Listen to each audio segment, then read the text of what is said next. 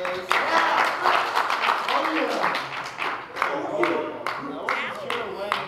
someone was supposed to introduce us or anything like that, so I guess I'll introduce myself. This is Chris. I'm Chris, and basically, I guess I can give a summary of this whole thing. Lutz asked us to write poetry based on a recap of some of the events, some of the messages that Dave gave to us throughout this series on Mark. And are you still continuing the Mark series? Okay, so the Mark series is still continuing, but this would be a good time to recap and kind of bring into perspective some of the things that we learned throughout the series. And Lutz threw in a bunch of ideas, and we were allowed to choose which ones we want. At first, I was just like, okay, I'll just choose whichever one's left over, because that way I don't have to fight anybody for anything like that. But one of the ones that I actually wanted to anyway was available, and that's the story of the rich young ruler, because I can relate to that a lot. And for those of you guys that don't know, it's talking about the passage in Mark chapter 10, verses 17 to 32, and it's also, I believe, in Matthew as well. And basically, in the story, to give you guys some sort of context, a rich young man, a ruler, comes to Jesus and he asks him as a teacher, he's trying to seek eternal life and asking Christ for guidance.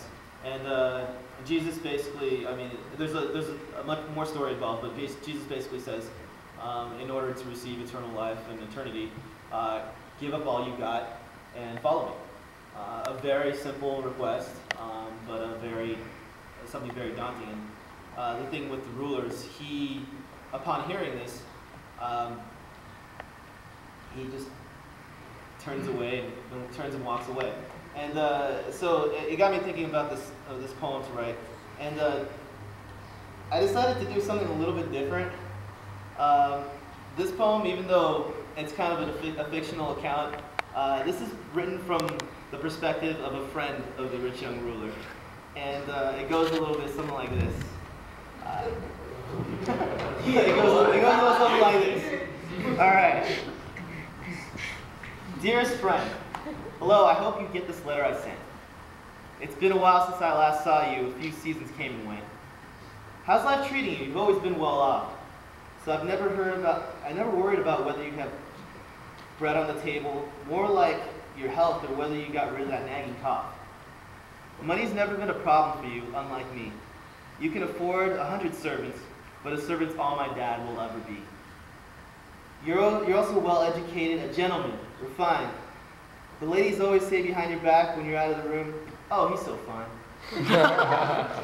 Yet you find the time to unwind by seeking knowledge from the divine.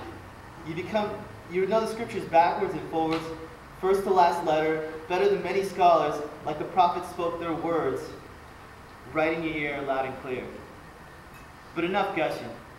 I'm sure you get that a lot already from your parents and friends.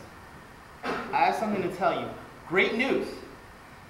Something worth sharing to those I know and those I don't. I met a man. Not just any man. Though plain, neither handsome or ugly, tall or short. Looking like any other man, but there's something different. He taught and preached and made me look at the word through eyes I never thought I had.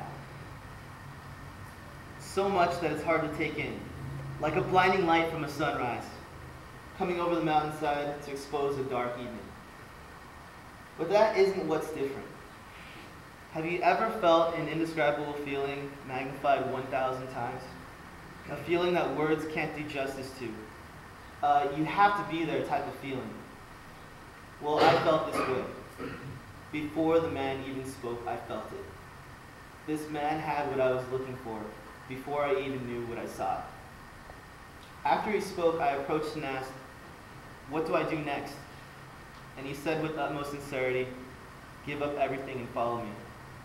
Granted, I don't have much to give up, but I have a few possessions, a servant or two, some food, small things. But things some would kill for in our hard times. Yet giving it all away was easy, and it has made all the difference. So I ask you, my friend, in your travels, you must have met this wondrous being. Has he asked anything of you?